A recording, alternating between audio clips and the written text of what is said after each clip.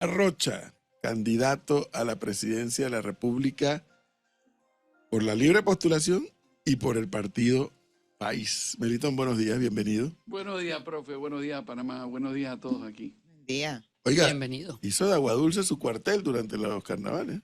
Hice de Coclé mi cuartel. Estuvo en varios puntos además de Aguadulce. Fuimos a Tambo, a Chiguirí Abajo, a Aguadulce, a Antón, a Santa Rita, a Río Hato, en fin, cubrimos casi todo Antón. Todo Coclé, perdón. Y fui a Chiguirí arriba, ¿no fue? No, a Chiguirí arriba. Las No. mejores naranjas de este país están en Chiguirí arriba. Sí, pasé por la Feria de la Naranja la semana anterior y la verdad es que es un espectáculo y es uno de esos temas que enmarca tradición, folclore, actividad económica, la verdad, muy bonito, muy buena gente, muy buen ambiente. Qué bueno. Esos recorridos son agotadores, pero satisfacen. Sin duda, ¿no? Y uno es un proceso de docencia continua, ¿no? Uno aprende absolutamente de todo. Muchísimo. Encuentra uno en esos pueblos lo que se denomina la sabiduría popular. Así es, así Claro. es. Toda una experiencia, esos recorridos. Óigame, ¿y entonces la campaña cómo va? La campaña, gracias a Dios, va andando bien. Bueno, y los días siguen corriendo, ¿no? Ya nos aproximamos a romper el hito de los 80 días y sigue corriendo hacia abajo. Nos hemos concentrado en tratar de territorialmente ir abarcando el país. La semana pasada tuvimos todo en Coclé. Esta semana, a propósito del debate, que es el miércoles de la siguiente semana, vamos a estar principalmente en el área de Panamá y en Panamá Oeste. Y después de eso vamos a Bocas del Toro y la comarca del lado Atlántico. Y un poco antes del próximo debate vamos a cubrir todo Chiriquí y la comarca Noble. En fin, digamos, tenemos un plan territorial ambicioso para darle la vuelta varias veces al país antes del día 5 de mayo. Y después, bueno, ansioso de ver el debate, ¿no? El formato no me termina de convencer, yo creo que no va a permitir que haya un intercambio pleno de ideas. ¿Cómo es el formato? El formato, bueno, tengo algunas dudas sobre el formato, estamos pidiéndole algunas aclaraciones, se las pedimos ayer a TVN. Ellos nos dijeron que realmente los que estaban encargados de las reglas y modalidades de debate eran, digamos, la Universidad de Panamá.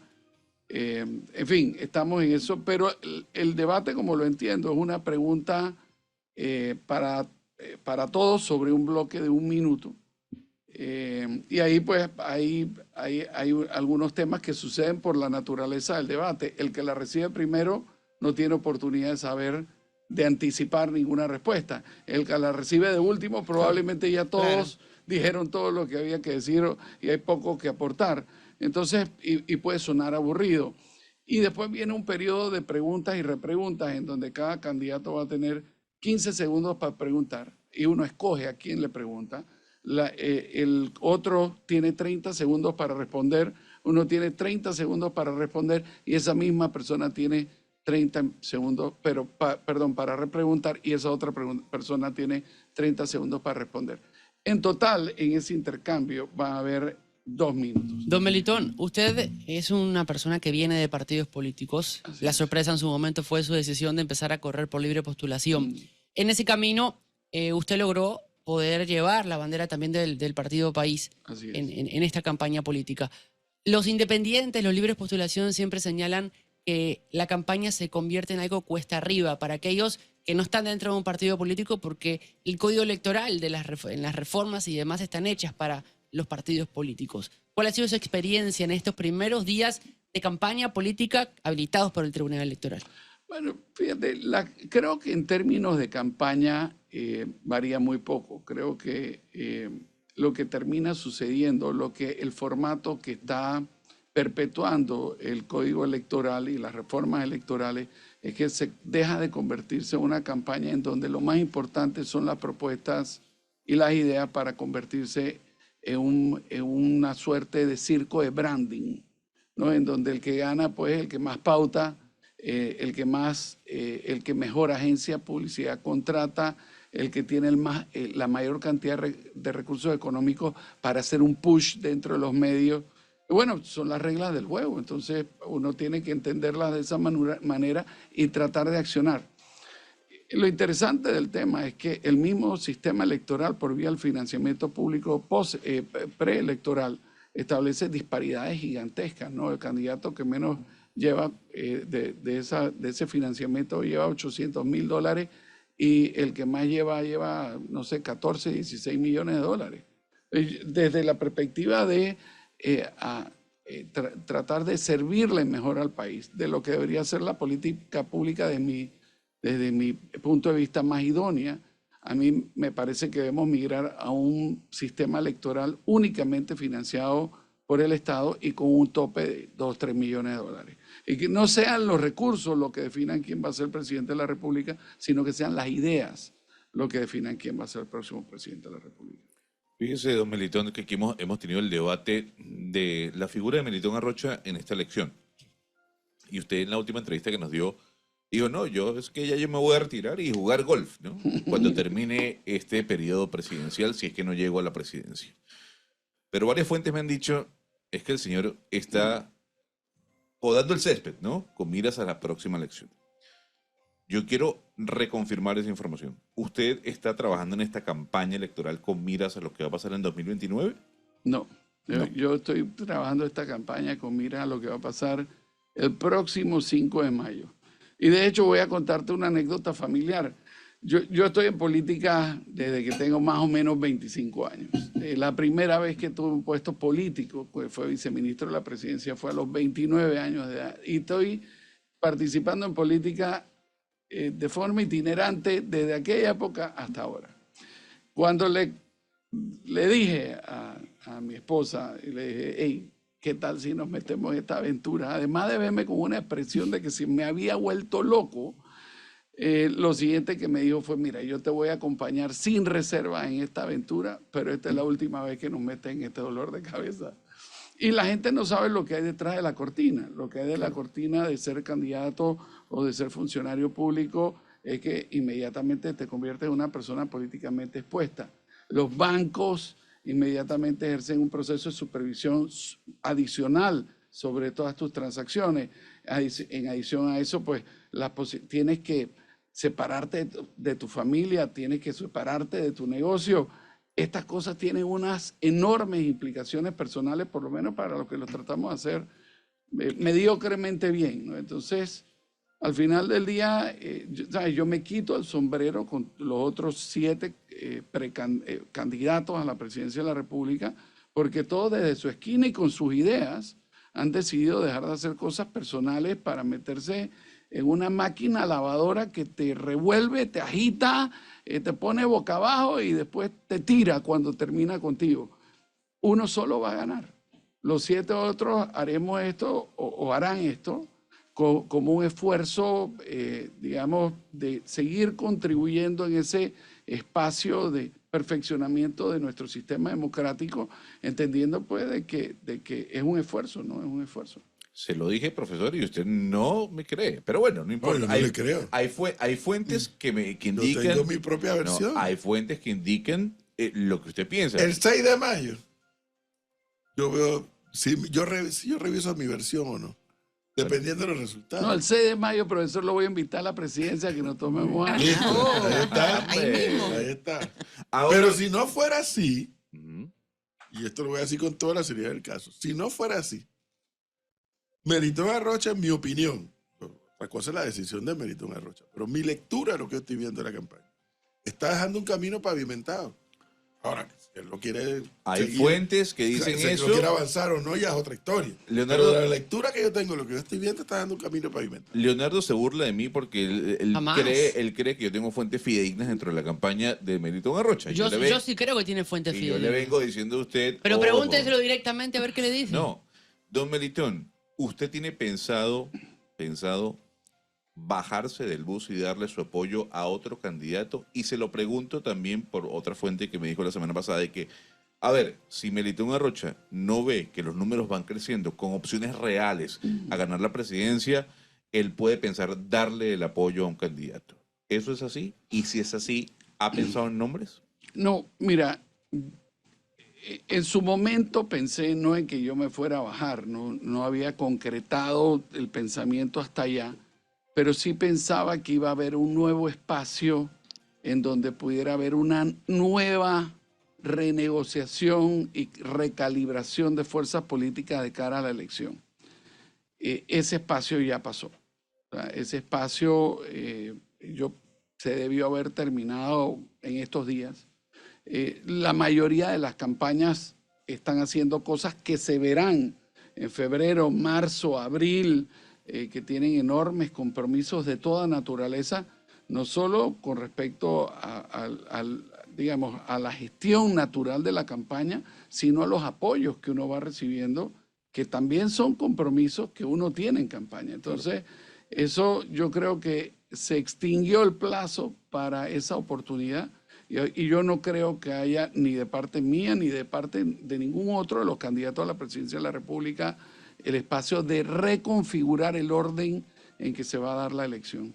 Ahora, dos cosas. Entonces usted confirma que sigue hasta el 5 de mayo en la campaña política como candidato. Totalmente. Y por el otro lado, una de las informaciones que surgió ayer, y para quienes le dimos cobertura a su precandidatura y candidatura desde el día 1, es que quien le ayudaba en la comunicación al momento de su declaración como candidata a la presidencia de la República, Mirna Ortega, fue anunciada como vocera oficial del ahora, candidato a la vicepresidencia, José Raúl Mulino, por Realizando Metas y el Partido Alianza. ¿Qué pasó con la señora Mirna? ¿Cuál es su reacción? Bueno, a ver, Mirna, a la cual le tengo un enorme cariño y respeto profesional y personal, se desvinculó de mi campaña hace, yo no llevo la cuenta exacta, pero te diría hace 2 meses o así. Y desde entonces estamos trabajando con otro grupo de personas que nos están ayudando con la comunicación, particularmente con la relación con los medios. ¿Qué pasó? Eso es un tema estrictamente personal de ella y yo le auguro el mayor y el mejor de los éxitos apoyando esa otra candidatura presidencial. Señor Melitón, como candidato presidencial, ¿usted ha entendido ese eslogan de campaña de muchos ciudadanos, el eslogan ese de no vas? Sí, de vez en cuando me lo gritan también. ¿Y cómo cataloga usted esa forma del candidato presidencial José Gabriel Carrizo de querer revertirlo a su favor? Mira, yo creo que es un grave error. O sea, yo voy a intentar ser aséptico en lo que voy a decir. Desde mi perspectiva, el vicepresidente de la República tiene un enorme problema. El problema no es cuánto marca. Si usted ve desde el primero al último, de acuerdo a la última encuesta, hay 13 puntos que lo separan. Los que tenemos algo de historia política vimos cómo la expresidenta Moscoso 3 semanas antes de la elección marcaba menos 21 puntos y terminó ganando por 7. Eso quiere decir que en las últimas 3 semanas marcó 28 puntos de diferencia. Ese no es el problema. El problema en esta altura es tener un techo que no pueda romper. Y desde mi perspectiva, el vicepresidente Carrizo tiene su techo que ya es imposible de romper. Ese techo, usted lo ve materializado en la calle por el no vas, ¿no? Entonces, por fuera de si la campaña es correcta o es incorrecta, porque yo no soy publicista y tengo muy pocas habilidades en esa materia, lo que le puedo decir es, si yo fuera el vicepresidente Carrizo, entendería que es imposible en estas circunstancias. Hubiera abandonado el criterio de no vas y hubiera realizado toda una campaña en donde tienen aproximadamente 20 millones de dólares, que no es poca plata. Y intentaría construir una marca imagen visual, una marca nombre, para que eso perdurara como camino para la próxima elección. Pero tratar de ganar esta elección de parte de él, yo me atrevería a decir que es la única persona que no la puede ganar. No por lo que marca, sino por su techo, los negativos, ¿no? Entonces yo creo que desde ese punto de vista, estratégicamente ha sido un error cómo está planteando su campaña. Para que en verdad es a Melitón Arrocha en el primer encuentro de candidatos que organizó la prensa le fue muy bien, hay que decir, y lo digo personalmente, creo que de todos los candidatos fue el que mejor se expresó, al menos habló muy claro sobre su posición. Y su posición, ya quiero ir en el tema económico, es muy precisa, muy clara. y cuando hablamos de economía, obviamente abarcamos el tema de la mina. El tema de la mina va a seguir saliendo. Hemos pasado y hemos hablado con diferentes candidatos aquí en esta mesa, y cuando se habla de la mina y la minería, uno escucha contradicciones frente a lo que proponen y frente a lo que propusieron en su momento cuando estallaron las protestas. Yo le quiero preguntar a Melitón Arrocha qué va a hacer con la mina. Si bien es cierto, ya se tomó una decisión, allá hay un espacio que hay que mantener o hay que recuperar. ¿Qué va a hacer Melitón Arrocha si llega a la presidencia con ese espacio de la mina actualmente? Mira, déjame iniciar por la base de tu pregunta y después contestar tu pregunta. Una de las cosas a las que le estamos apuntando en la campaña es a que todos los candidatos le digamos la verdad a la gente. Y eso significa pasar de eslogans a materialización de propuestas.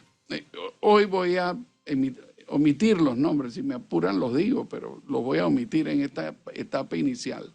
Hay un candidato que le planteó al país que va a crear 150,000 puestos de trabajo a través de la creación de AMPIMES.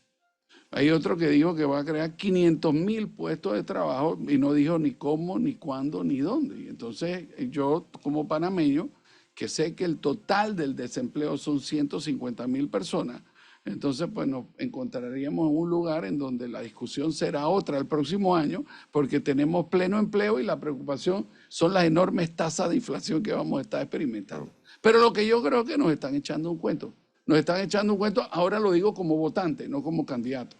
Y entonces ahora yo creo que es el ejercicio de los medios de comunicación, el periodismo pleno, empezar a rascar así como tú me preguntas cuál es tu posición sobre la mina. Que por supuesto me pone a decir primero la verdad y segundo a lo mejor una posición que va a ser incómoda para muchos votantes. Yo lo que creo que es muy importante es que empecemos a rasgar cómo vas a hacer 150,000 plazas de trabajo. ¿De dónde sacaste ese número? ¿Cuál fue tu proyección económica? ¿Qué tipo de empleo hace? Porque al final yo creo que donde empezamos a hacer esas preguntas, lo que vamos a ver es que hay un pocotón de cuento detrás de frases que suenan súper bonitas. La mina, desde mi perspectiva, déjeme decir lo siguiente. Yo fui ministro de Comercio. El ministro de Comercio tiene bajo su paraguas, bajo su responsabilidad, la Dirección de Recursos Minerales. Mientras que yo fui ministro de Comercio, usted busque en internet, no va a encontrar ninguna concesión ni de explotación de minería metálica ni no metálica que el suscrito firmara. Nosotros practicamos de facto una política de ausencia de minería en el territorio nacional, metálica y no metálica. Y no le puedo decir las presiones que recibí de parte muy importante de gente muy acaudalada de la sociedad y de todo el establishment político para que emitiera concesiones. Pero bueno, mi política es que eso no iba de la mano con el quehacer nacional y que ya teníamos una cantidad enorme de concesiones que se habían otorgado históricamente en el país. Pero lo cierto es que esta mina ya se había otorgado. Esta mina se le invirtieron 10 billones de dólares. Eso son muchos ceros detrás de ese uno, que creó 7,000 empleos directos, que tenía 40,000 empleos indirectos, que tenía toda una estructura comercial que le da soporte a esa operación, que esos 7,000 colaboradores de esa empresa todos los lunes tenían un formato de supervisión, cada uno sabía qué era lo que tenía que hacer, que representa esa explotación minera entre el 1 y el 1,5% del total del cobre del mundo, que tiene un mineroducto, que tiene un puerto, que tiene una planta de energía eléctrica, que tiene 5 de los molinos más grandes del mundo de cobre.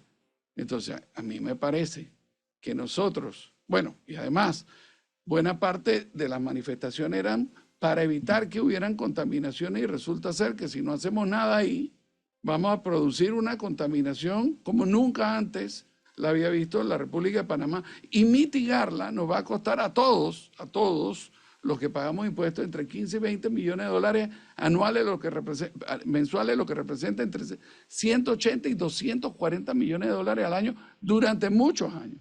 Entonces yo creo que asumir la política del avestruz, de la cobardía política, de no hablarle de frente con la verdad a la gente, es decirle al país que vamos a comprometer los recursos del Estado, que vamos a dejar de explotar un activo estratégico y mi planteamiento es que eso es una absoluta locura y que nosotros tenemos que hacer lo mejor como gobierno para todos los panameños. Y por supuesto, esto significa que tenemos, primero, que mi visión no es la única y que pueden haber más visiones, con lo cual, cuando presentemos las reformas constitucionales que van a ir, sí, cuando ganemos, a través de un referéndum, en ese mismo referéndum vamos a aprovechar para preguntarle a la población qué opina de eso. Y en la eventualidad de que la población nos dé la luz verde, pues tendremos que hacerlo respetando los más altos estándares de toda naturaleza. El estándar de oro en la explotación minera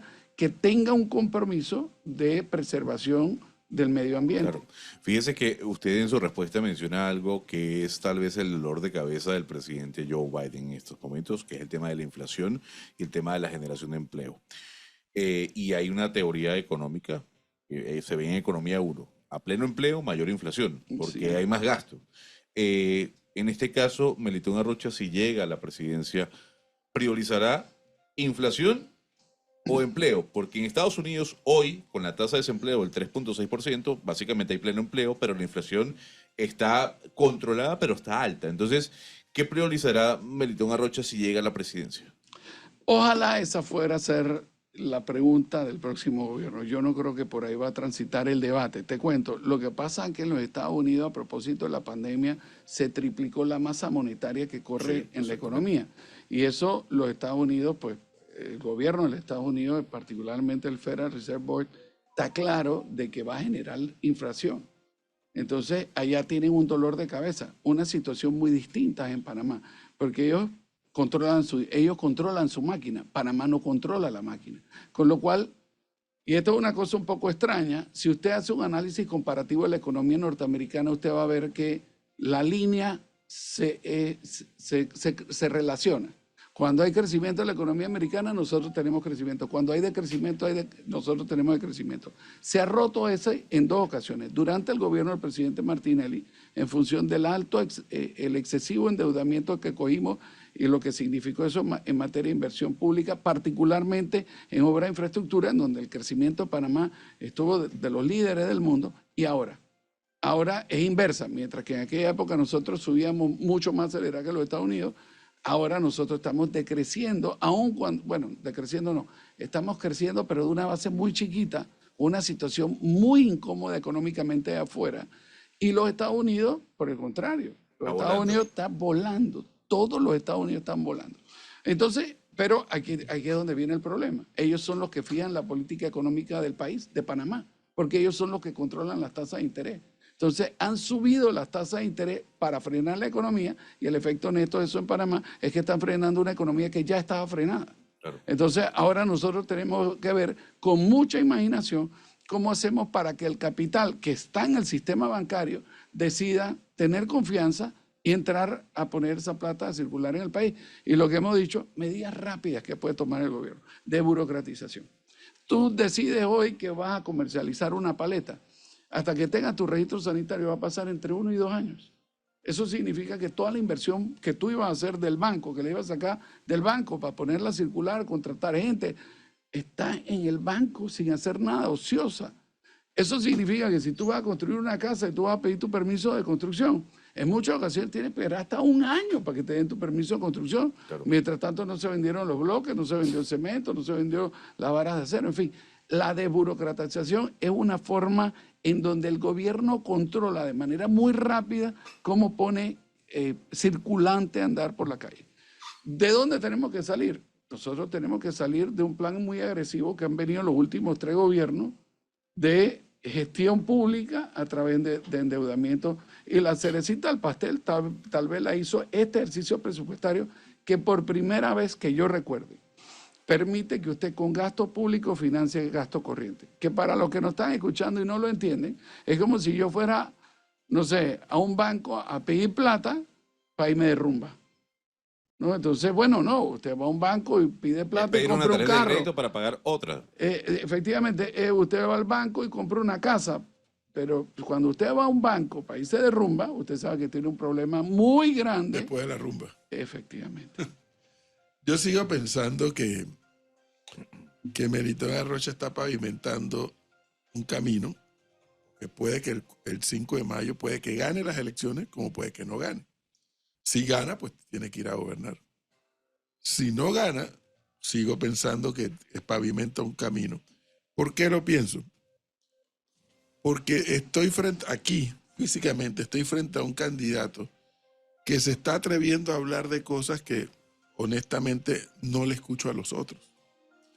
¿Y a qué me refiero? Cuando Gonzalo le ha hecho la pregunta sobre la mina, bueno, que son varios temas. Una cosa es el contrato y otra cosa es la minería. Son dos temas a discutir.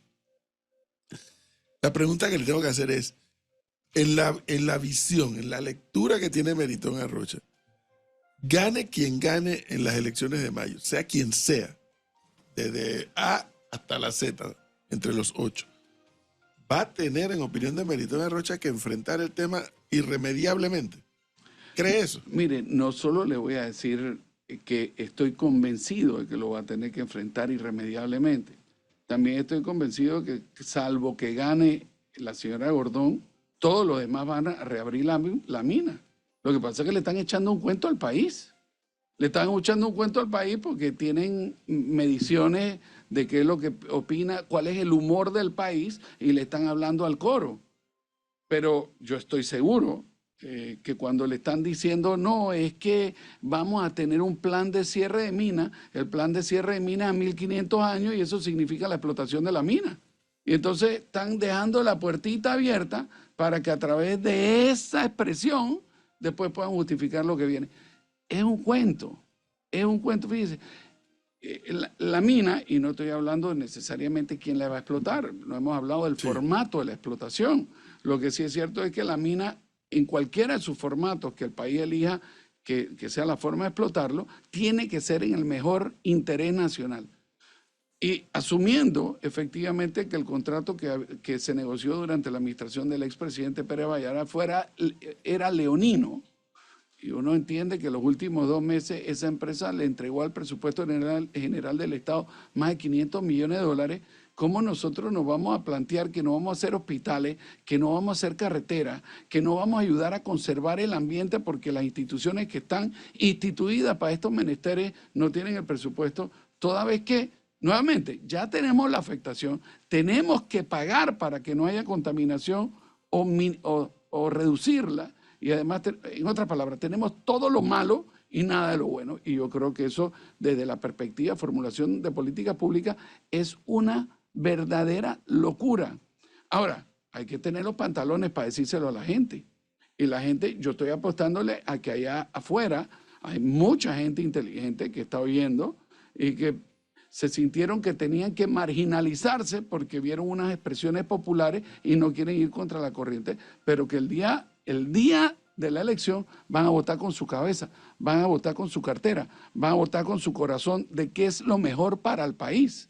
No cuál fue una moda, cuál fue un momento, cuál fue una expresión en donde ahí había gente de toda naturaleza expresándose contra el gobierno y los gobiernos pasados, contra la corrupción, contra el desastre económico, cómo se manejó la pandemia. Por supuesto, habían ambientalistas que estaban expresándose contra la mina y había mucha gente joven que no quiere que el formato de desarrollo económico transite por la explotación minera. Dicho sea paso, yo creo en lo mismo. No solo lo creo, lo practiqué, pero esta es una realidad. Si usted gana, reabriría la mina. Si yo gano, lo que estoy planteando es, nosotros le vamos a presentar al país un proyecto ambicioso de reformas constitucionales dentro del marco constitucional, y eso significa 2 asambleas consecutivas y un referéndum. En ese referéndum vamos a plantearle al país, ofreciendo el espacio para que los que están a favor y los que están en contra planteen sus argumentos, que la población decida. Pero, ¿y usted qué opina respecto a lo que dijo aquí ayer Martín Torrijos en torno a que la población ya dijo que no quería minería en Panamá? Bueno, yo creo que es verdad. O sea, y creo que la población dijo que no quiere minería. Ahora, ¿sabes? Yo no quiero vacunarme y de vez en cuando tengo que vacunarme. ¿Me explico? O sea, hay realidades a las cuales yo no quiero que me digan que tengo una enfermedad. Pero bueno, si me dicen que la tengo, pues me dan oportunidad de tratármela. El punto es, ¿qué vamos a hacer? el cráter, el hueco, la explotación minera ya está ahí. Los expertos nos han dicho que las paredes que se abrieron y que ahora exponen el cobre a la interacción con el oxígeno y el agua generan importantes niveles de contaminación, que hay unas paredes que retienen no sé qué, porque yo no soy experto en el tema, que si no se le da mantenimiento y se rompe, podrían generar una catástrofe ambiental. Eso ya está ahí, o sea, no es que podemos retrotraer el tiempo y regresar y mantener la condición original. Entonces, como ya tenemos una situación que enfrentar, pues yo creo que hay que enfrentarla de la forma más inteligente posible, poniendo esos recursos al mejor uso de la población posible. Oiga, don Melitón, ¿cómo está su oferta electoral hacia abajo? Porque siempre hablamos con usted de la candidatura presidencial, pero hacia abajo muy poco se conoce de la oferta electoral. Sí, nosotros hemos ido construyendo una oferta electoral que es más pequeña dentro de los candidatos a libre postulación y que se sustenta principalmente sobre la oferta electoral del Partido País, en donde nosotros incluso colaboramos con ellos en fortalecer su oferta electoral. Al ser un partido pequeño, por ejemplo, del universo total que debe andar entre 1.300 y 1.400 candidatos a nivel nacional, el Partido País tiene menos de 350 candidatos. Con lo cual ahí vamos a tener un reto de tierra el día de las elecciones, ¿no? Pero bueno, uno hace con limones, lo que uno tiene que hacer son limonadas, ¿no? Y en eso es lo que andamos, siendo pragmáticos. Yo creo que usted habrá visto que yo baño de pragmatismo todo lo que pienso, o sea, y no rehuyo preguntas y hubiera podido decirle 7 respuestas distintas y evitar la pregunta, pero no, ahí tenemos un reto y ese reto vamos a tratar de seguir construyendo sobre él en función de una cantidad muy importante de candidatos por la libre postulación que en estos recorridos estamos visitando. Don Melitón, yo le quiero hablar sobre el tema de la seguridad. Cuando uno ve las encuestas que hace el Latinobarómetro a nivel regional, uno se da cuenta que los graves problemas que aquejan al latino es el tema económico y el tema de la seguridad. Muy por detrás está la democracia y la preocupación que existe sobre la democracia. Y hay todo un proceso de buquelización en la región sobre lo que ha hecho el presidente de El Salvador ante la ola de violencia que se vivía en su país. Y si esa debe ser la política a aplicar, la política de la mano dura, que en El Salvador se está llevando a cabo con algunas directrices que aquejan y que importan a los defensores de derechos humanos, o lo que pasa en Singapur. ¿Usted cree, si llega a la presidencia, que la mano dura de Bukele se tiene que aplicar en Panamá? ¿Esa es la política que aplicaría, ese es el camino que aplicaría Melitón Arrocha? Mira, yo creo que la política de seguridad más importante que podemos llevar adelante es la creación de 3 cosas. La primera es empleo, la segunda es empleo y la tercera es empleo. Esa es la mejor política de seguridad del país. Fuera de eso, van a haber 2 tipos de delitos que yo creo que hay que combatir de una forma distinta. El primero, y del que menos se habla, es de la violencia intrafamiliar. Para tenerlo claro, digamos, aun cuando no es un tema y es una suerte de tabú lo que hay ahí adentro, ese probablemente es el delito que más le preocupa a la gente y del que menos se habla y el más prevalente. Con lo cual, ahí nuestro planteamiento no da margen a ninguna duda, ¿no? O sea, nosotros tenemos que resolver el tema, tenemos que ofrecerle la seguridad a las mujeres y a los niños en los hogares, y eso significa que tenemos que tener una línea de asistencia rápida en la eventualidad que se esté cometiendo ese tipo de delitos. Tenemos que tener una política de albergues para que la persona que está siendo agredida pueda encontrar un sitio seguro en donde residir, y tenemos que ofrecer mucho tratamiento psicológico y psiquiátrico. Y después viene la parte violenta en materia de narcotráfico y lo que eso significa. Y ahí nosotros creo que tenemos que tener una primera pregunta, y es ¿por qué nosotros tenemos esta situación? ¿Por qué Panamá, que antes no era un país de tránsito de drogas, porque estamos al lado de Colombia, no tiene ninguna lógica que, digamos, la cadena de suministro logístico pase por Panamá? Y sin embargo, lo que estamos viendo es que esa cadena de suministro logístico de cocaína, que antes se radicó en la frontera con los Estados Unidos, después se movió al Triángulo Norte, ahora se está moviendo a Panamá y Costa Rica. Y Panamá y Costa Rica empiezan a tener una situación de violencia que parece espejo. Y si usted ve Costa Rica, el nivel de homicidios y sicariatos está francamente preocupando a esa sociedad.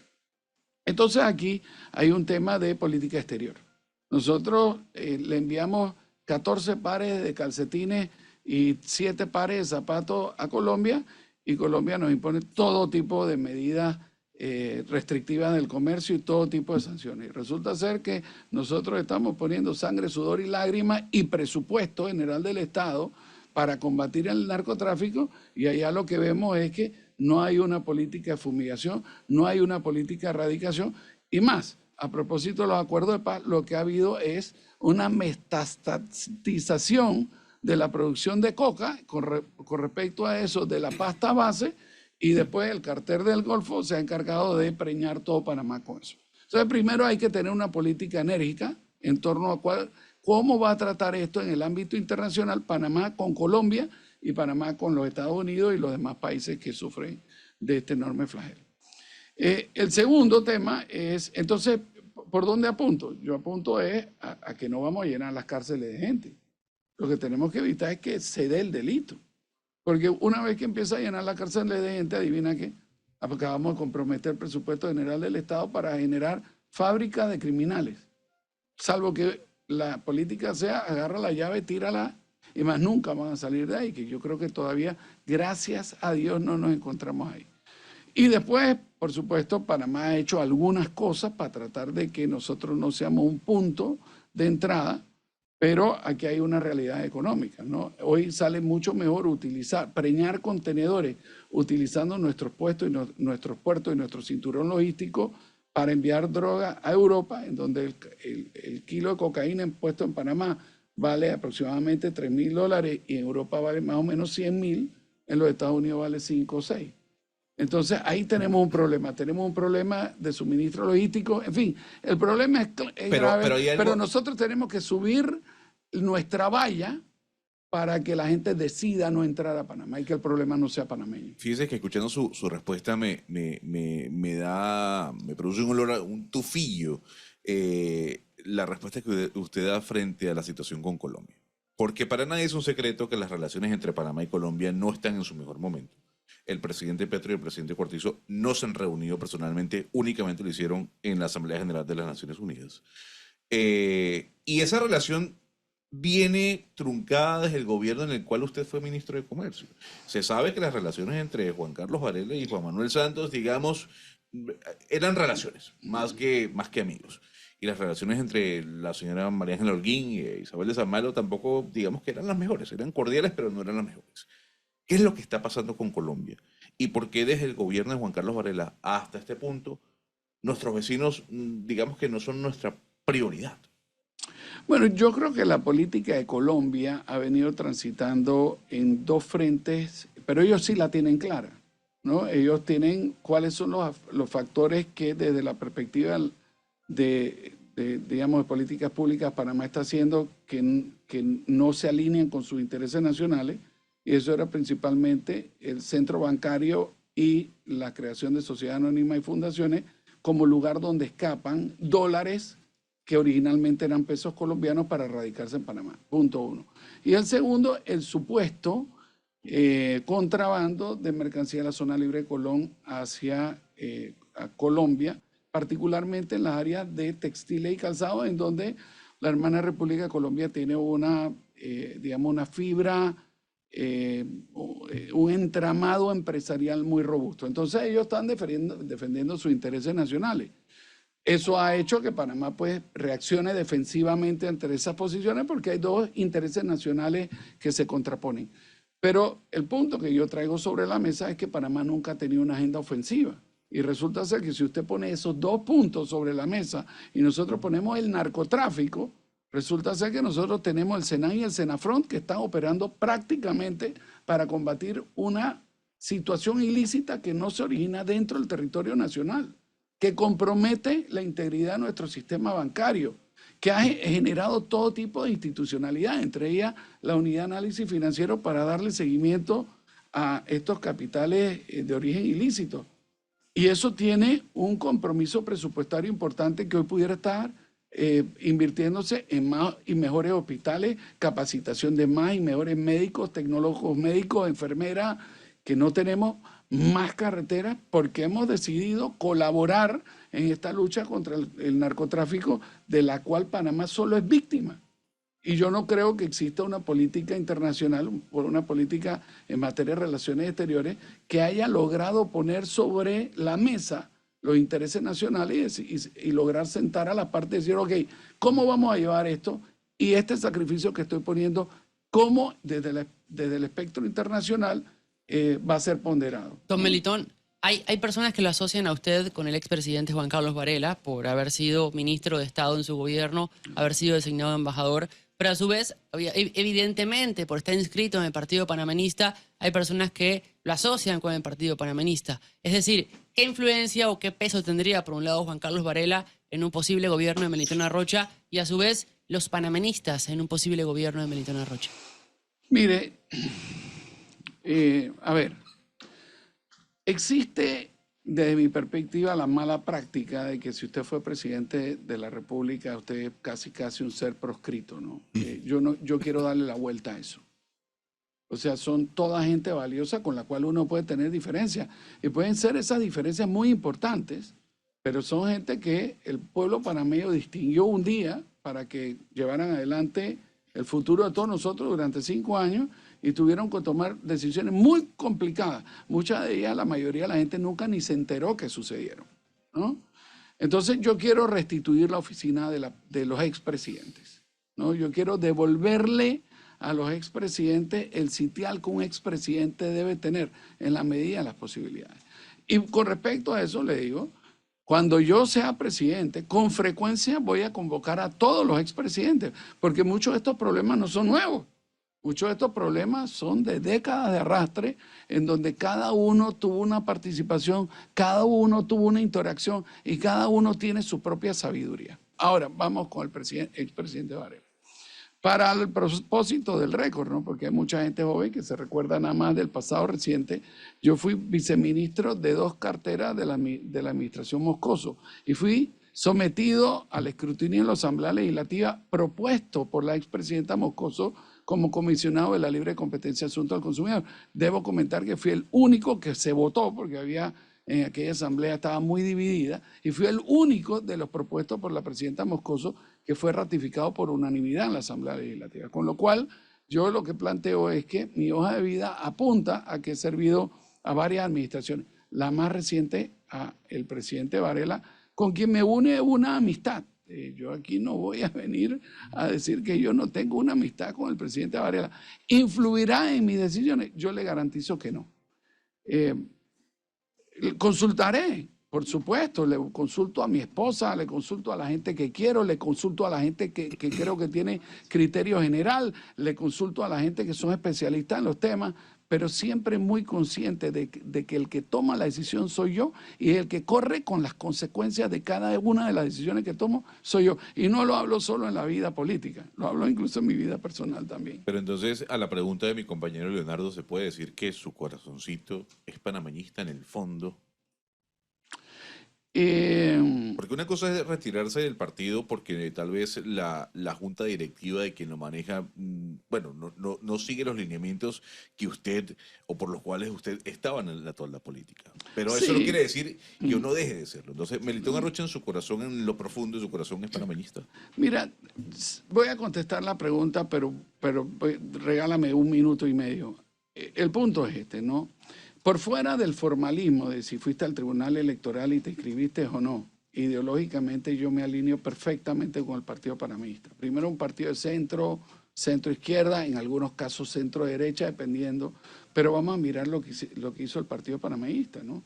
Primero fue un colaborador muy significativo en devolverle la democracia al país con la presidencia del expresidente Ernesto Endara Galimani. Y antes de eso, ayudó a concederle el voto a la mujer y creó la Caja del Seguro Social. Mi pregunta es, ¿quién no puede estar alineado con esto? ¿Se han cometido errores? Por supuesto que se han cometido errores de gestión pública, pero yo no puedo desasociarme de ese tipo de ideas. Y yo transito por ellas y en consecuencia te digo de manera inequívoca que yo soy panameísta y seguiré siendo panameísta independientemente de que mañana el proceso de expulsión ese que iniciaron, que después se quedó en nada, continúe y me expulsen. O sea, no es el formalismo lo que me va a teñir de color. Oiga, antes Es de decir, que... la visión y la formación política es esa. Es esa. Y antes de que Gonzalo entre con sus cuadros de preguntas, aquí todos los días cuando traemos un candidato presidencial, las redes se activan y le dicen... Ya las he estado leyendo. Ah, ahí. está leyendo. Melocotón, melitón, ton. Ya las he estado leyendo Le aquí dicen mientras de que todo. hablábamos. Pero fíjese que acá en el WhatsApp, no sé, la gente habló bien de usted. Melitón merece reconocerle que es el candidato que se atreve a tocar temas de una forma muy realista, que no tiene temor al factor costo político electoral, y eso es algo que se necesita en un candidato. De verdad tiene claras las ideas de cómo afrontar los temas. Otro dice que le da mucho gusto escuchar a un candidato expresarse de la forma como lo hace Melitón Arrocha, el candidato más coherente, quizás no el más popular. ¿Por qué no es tan popular? Mira, esa es una pregunta que yo me estaba haciendo, Flor. Y creo que representa una de las grandes paradojas del país, ¿no? El país te pide que le digas la verdad y que le cumplas las promesas, pero le exige al candidato que la promesa sea imposible de cumplir. Entonces, ¿cómo se va a resolver eso? Eso es como que yo vaya al oncólogo, tengo síntomas, pero yo llego al oncólogo y le digo, tú me puedes decir lo que tú quieras, excepto que tengo cáncer. Bueno, tú sabes, la primera pregunta que uno se tiene que hacer, ¿para qué carajo viniste al oncólogo? ¿No? O sea, y ahí hay un tema.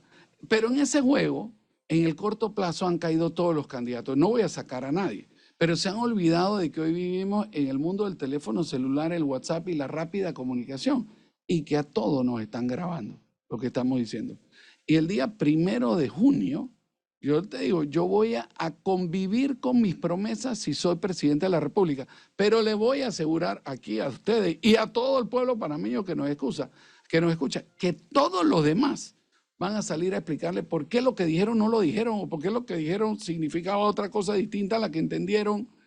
Pero eso ya en pleno siglo XXI es imposible y eso significa, y este es el problema que nos enfrentamos en la medida que sigamos con este tipo de campaña, que el próximo gobierno, quien sea que sea electo, no va a tener mayoría en la Asamblea, que no va a ser elegido con más del 35% de los votos y que tiene de camino la Caja de Seguro Social, en donde, dicho sea de paso, la mayoría de la gente no ha contestado qué va a hacer. Y hay algunos que han dicho que no van a usar medidas paramétricas. Entonces yo digo, bueno, listo. Yo también quisiera decir que no voy a usar medidas paramétricas, pero esta es la ecuación que me tienen que resolver los demás candidatos. Como si todos vivimos más y nos jubilamos al mismo tiempo, se resuelve el tema de invalidez y muerte por beneficio definido. No hay forma porque la ecuación matemáticamente, aritméticamente, es imposible de resolver. Pero ahí están los candidatos diciéndoselo. Y nadie le para bola. Es otro cliché, es otra frase bonita, pero después van a tener que gobernar con esas expresiones. Y ahí es donde va a venir el problema. Un problema en donde vimos cientos de miles de gente en la calle, porque casualmente buena parte de mi sensación, de mi interpretación de lo que vi en la calle, es que no están cumpliendo las promesas. Es que nos llevan de engaño en engaño. Pero la campaña política pareciera ser que no es otra cosa que una farsa. Una farsa en donde, bueno, yo le hablo al coro, le digo a la gente lo que la gente quiere oír, logro con mucha plata que la gente vaya a votar y el día siguiente tengo que decirle a la gente que yo no sabía la condición económica del país y que resulta ser que el gobierno anterior era, y entonces por eso no voy a poder hacer nada de lo que te prometí. Eso es lo que va a pasar si gana otro candidato distinto a Melitón Arrocha. Pues bien, don Melitón, usted sabe que... Vienen las preguntas rápidas. Sí, señor. Se le hemos hecho a todos los candidatos. Entramos al cuarto de fractura. Exactamente. No, pero no se preocupe. Que usted ha manejado bien la conversación, hay que decirlo. Don Melitón, ¿usted llega a la presidencia y eliminaría ministerios o crearía más? No crearía ni uno más, eliminaría ministerios. ¿Ninguno de los dos? ¿Ni eliminaría? No, eliminaría. Perfecto. Muy bien. Te voy a decir uno, aunque sea impopular, el de la mujer. No le encuentro ningún sentido, ¿no? Muy bien. De la mujer, perfecto. Siguiente pregunta. ¿Usted traspasaría la autoridad de aseo al municipio de Panamá? yo traspasaría la autoridad de aseo al municipio de Panamá y la autoridad de aseo sería el regulador. ¿Usted privatizaría el IDAN? No privatizaría el IDAN, pero tiene que tener una ley marco similar a la de la autoridad del canal. Tenemos que jubilar mucha gente, tenemos que profesionalizar y despolitizar, y por supuesto los contratos no pueden tenerlos los políticos, porque esa es la clave de que nada pase por la asamblea si vas a acabar con mi negocio. A nivel ministerial, ¿usted va a tener un gobierno paritario, sí o no? A nivel de ministerios, de ministros, halcones. No tengo idea. Lo que te puedo decir es que voy a escoger a los mejores. Muy bien. Te voy a decir mi oficina. En mi oficina trabajamos 23, 20 son mujeres. ¿No? La segunda persona más importante después que yo en salario, en responsabilidad, es una mujer. O sea que no es que son 20 mujeres, pero son las 20 recepcionistas. No. Pero no están ahí porque son mujeres. Es un tema de capacidad. Están ahí porque son las mejores. Entonces yo voy a darle al país lo que yo creo que necesita. Claro, lo que necesita es la tener que mejor ser persona. mujer en política es difícil en este país, ¿no? Sí, pero hay muchísimas mujeres muy talentosas, ¿ah? Muchísimas mujeres muy talentosas. Y yo te aseguro que, o sea, no quiero comprometerme con un número porque no lo sé, pero yo me atrevería a decirte que van a ser más mujeres que hombres. Muy bien. Pero por su talento, no por, Claro. no por su género, no No por es un su tema de sexo. cuota. Claro, pero- no es pero- por pero cuota. pregunta. A ver, don Melitón, el tema del narcotráfico usted lo trajo a colación. Y hay quienes mencionan, y este es un debate que se está dando, de que la guerra planteada por Nixon se perdió hace mucho tiempo. Y que de alguna u otra forma hay que seguir los pasos que ha implementado Canadá, Portugal, Oregon, que es la legalización de algunas drogas para combatir el flagelo del narcotráfico. Tomando en cuenta esa premisa, usted, como parte de su lucha contra el narcotráfico, ¿promovería desde el Ejecutivo la legalización del consumo de cannabis adulto y recreativo? No sé. No sé. sabe. No sé, mira, primero, como fue planteada la pregunta, los narcóticos son muchos. Yo he estudiado bastante sobre el tema y sigo estudiando Por eso le bastante digo sobre el cannabis, tema. no le hablo de Claro, otra droga. y lo que quería, para propósito de los que no están en la mesa, sino que los que no están escuchando, es desde desde la formulación de políticas públicas, donde trazas la línea. Donde es cocaína, es metanfetamina, es LSD, es solo marihuana. Y si es marihuana solo para propósitos medicinales, si es para propósitos recreacionales, ahí vamos a tener una suerte. Vamos a ver. Pero lo duda, o sea, no pone la barrera de no. No lo pongo y te digo, hay unas sociedades que han decidido ir un paso adelante de nosotros. Tú has mencionado algunas. Yo creo que tenemos que estar atentos de cuál va a ser el efecto neto y estudiar eso para después tomar esa decisión. Y tenemos un tiempo para verlo. Vamos a hablar de temas internacionales. A nivel de importancia, Melitón Arrocha vería a los Estados Unidos o a China. Estados Unidos. Estados Unidos. Muy Bueno, bien. y de hecho, déjame explicarte por qué. Simple y sencillamente, entre otras cosas, además de las relaciones fraternas que tenemos con ese país desde hace muchísimo tiempo, nosotros compartimos su moneda. Ellos son los principales formuladores de política económica del país, nos guste o no nos guste, porque ellos deciden si se sube la tasa de inflación, la tasa de interés o no. Y eso tiene una incidencia directa en lo que pasa en el país, cuánto nos cuesta el servicio de la deuda, en fin, es una relación estratégica que nosotros tenemos que priorizar y conservar. Don Melitón, ¿Cuba, Venezuela y Nicaragua son unas dictaduras? Totalmente. Sí, señor. Para finalizar, ¿usted es conservador? ¿Es liberal? ¿Es libertario o es progresista? No, yo no soy, yo no sé las etiquetas, pero te digo lo que soy. Yo soy un pragmático. En algunas cosas eso me hace ser libertario, en otras cosas me hace ser conservador, en algunos lugares parezco de izquierda. Yo no creo que haya una receta única para todo el gobierno. Me gusta decir que soy un radical de centro, ¿no? En donde, ¿sabes? El pragmatismo es lo que ilumina las decisiones que intento tomar en todo el quehacer de mi vida. Listo. 8:22 minutos, yo sigo con mi idea. ¿Cuál? Sobre todo porque veo aquí el debate que tienen los miembros del YouTube, que son los que están en YouTube son como los virriosos. ¿Ah, sí? Sí, son como los virriosos y me gusta ver cómo ellos van debatiendo a medida que vienen los candidatos que han estado pasando. Y veo que el debate de hoy ha sido muy diferente al de los días anteriores. Habrá que ver los que vienen. porque sin duda ha puesto a la gente a reaccionar. Sin duda ha puesto a la gente a reaccionar y a evaluar lo que está escuchando. Por eso yo digo, yo tengo mi propia teoría.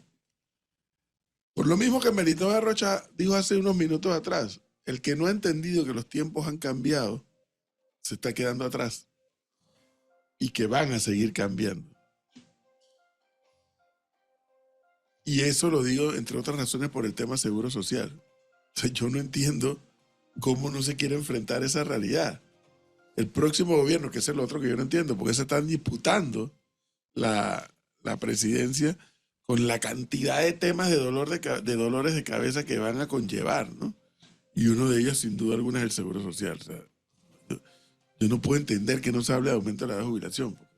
Escuchando a tantos expertos, y yo sé de paso, ayer tenía a Lucy Molinar aquí.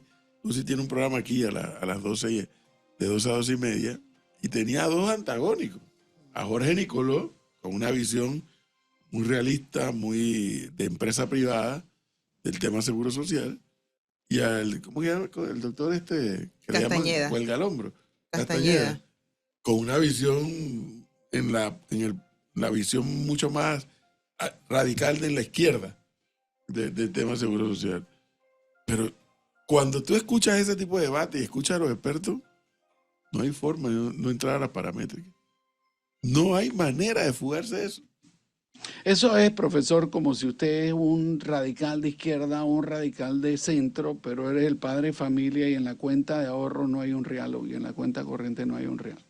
O sea, tú puedes tener la concepción y la formación ideológica que te dé la gana, pero la cuenta de banco es tu realidad. Y si no hay un real ahí, no se puede gastar nada. El análisis de los expertos sobre este tema es que la posibilidad de que no salgan los cheques si no hacemos nada arranca desde agosto de este año. Sí, y se enciende el país, además. No, pero por supuesto. Además. Pero, profesor, déjeme plantearle un tema al cual muy poca gente le ha prestado atención. Digamos que nosotros llegamos a junio y el gobierno nacional no ha hecho nada al respecto. Usted, lo que habría que anticipar es lo siguiente, lo voy a plantear aquí como una realidad que puede ser o no que suceda. ¿Qué sucede el día que usted se jubila? Yo le voy a decir. Ese día todas las financieras lo están llamando por teléfono. Su mujer no se ha enterado de que usted ya le salió la resolución de jubilación. Ya la financiera, y usted no puede llamar a su esposa a decirle porque el teléfono suena y suena y suena para ofrecerle un préstamo. Eso significa que ellos pidieron esa plata prestada, usualmente se la pidieron a un banco. Con lo cual, el día que usted no le puede pagar a esa financiera, ¿adivina qué pasa? Muy probablemente no se le puede pagar a esos bancos. La pregunta es, ¿de qué tamaño es el riesgo de contagio para nuestro sistema financiero? ¿Y cuándo se empieza a visibilizar? ¿Se empieza a visibilizar en agosto y septiembre si no se hace nada? ¿O se empieza a visibilizar antes? Y ahora empezamos a ponerle los puntos sobre las IES a la situación y la complejidad de la misma.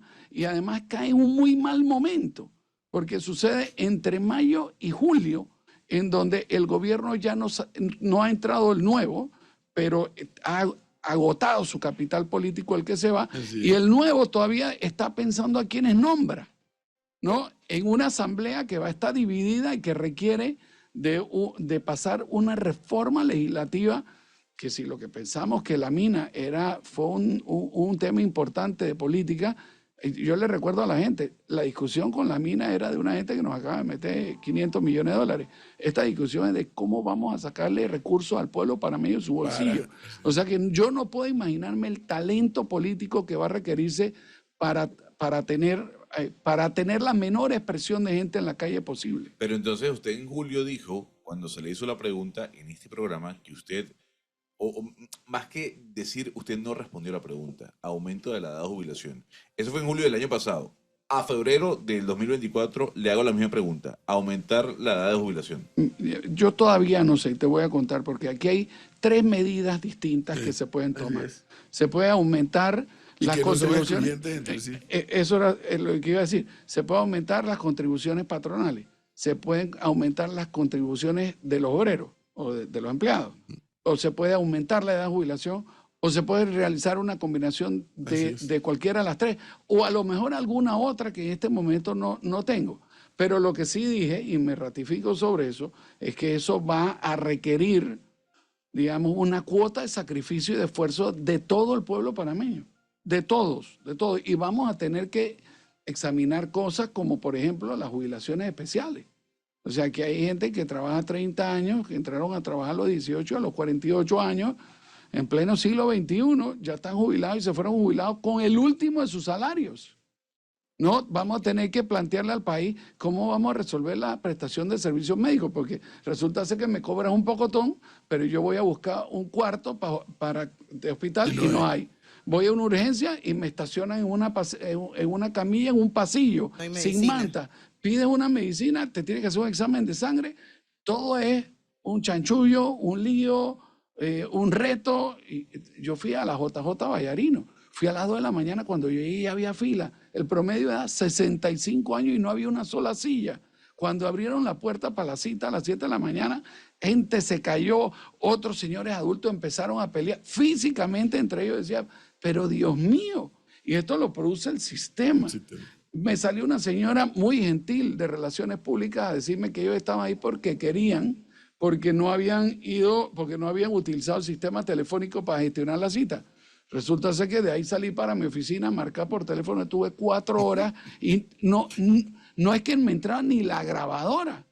Entonces, estas frustraciones tenemos que resolverlas, devolverle credibilidad a la gente en el sistema y después plantearle, hey, hay que poner una cuota de sacrificio. Aquí tenemos, profe, gente que escribe que dice que se quiere sumar al equipo de trabajo del señor Arrocha. Dale mi número. Sí, sí, sí. Porfa, que aquí lo que estamos buscando es gente. Es el mismo que se quiere sumar. No, están escribiendo por aquí, Flor. Es el Mire su mismo. celular y se va a dar cuenta. De verdad. 8:30 minutos, Melitón. Muchas gracias. Por el este contrario, tiempo. Muy muchísimas amable. gracias a ustedes. Muy amables. Buena suerte.